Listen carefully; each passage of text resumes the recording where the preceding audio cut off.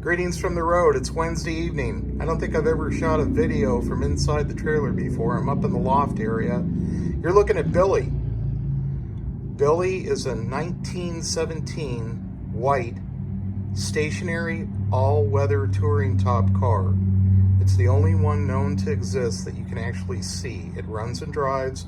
I've driven the car. It's extremely rare. It's built on a 3/4 ton truck chassis, and what's unique about this car, it has a GM special purpose 4-cylinder engine with a 330 cubic inch displacement.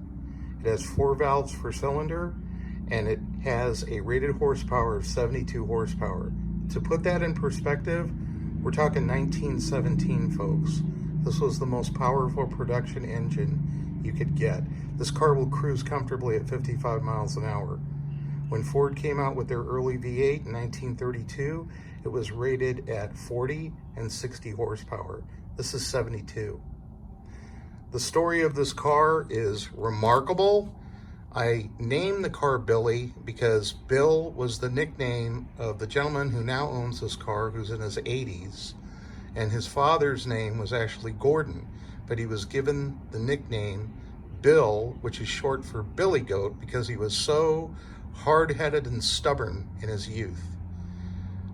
The gentleman that owns this car, his father found it from a gentleman who had passed away through his wife in Georgia. The history of this car is, believe it or not, for a $400 mechanics bill in California in the 20s, the owner was taken to court by the mechanic, and the judge ordered the owner to either pay the bill or sign over the title to the car, which he did. The car then moved to Arizona.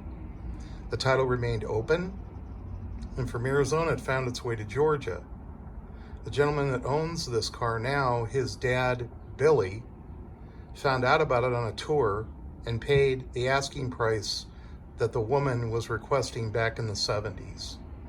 So thank you to Skip Seaton at Skip's Restorations in New Salem, Pennsylvania. It's because of his friendship and trust. This was one of 3 vehicles I've hauled in succession based on his recommendation, but it's certainly the most significant vehicle. I didn't know where really I was hauling until I put a video on Facebook and was contacting people who responded through messaging about the car, educating me to what it was. This is my 15th year.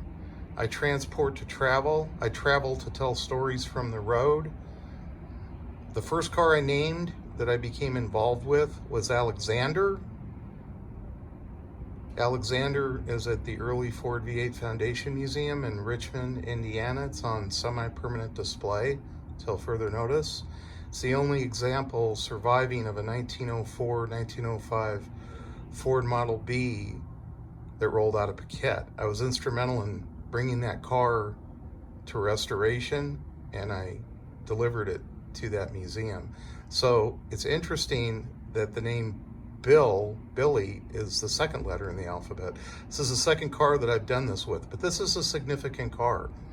The condition is remarkable given the age of it at 104 years. As I mentioned, it runs and drives. It's been taken on tour. It's just a behemoth.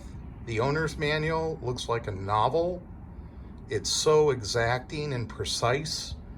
This is a formidable car, but you have to understand, White started out making sewing machines.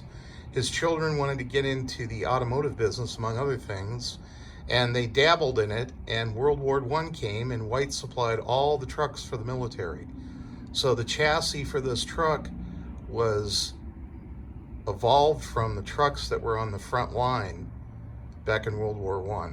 So out of necessity, these trucks had to perform. And everything on the chassis, with minor exception, was designed, engineered, and largely built by White, which was unusual for the day, with the exception of the engine. Of these engines, I've been told, only 5 remain. Of the 5 remaining, only 1 runs until this one discovered its way to me, and now it's 2. Out of the total of 6 now, only 1 has 2 spark plugs per cylinder, It's a special arrangement. It's a special system for operating the car. This is the only one that survived. So this car is a survivor. And I'll be doing another video on the car, but I wanted to take a moment and just show you this. This is coming out of my trailer tomorrow. I've had possession of it now for a couple of weeks. I've become very fond of this car.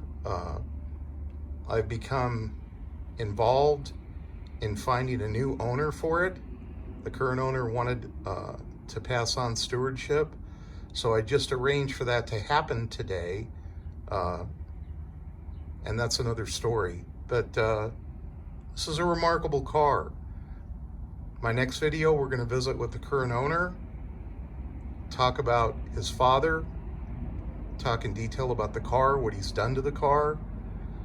But if you're seeing this on YouTube, follow me on YouTube. If you're seeing this on Facebook, follow me on Facebook. You never know what I'm going to run across. I don't know what I'm going to run across. I don't know how the day is going to end. I just know how it's going to start. So everybody have a good day out there. Enjoy your week. I hope you enjoy this video, and I'll talk to you soon.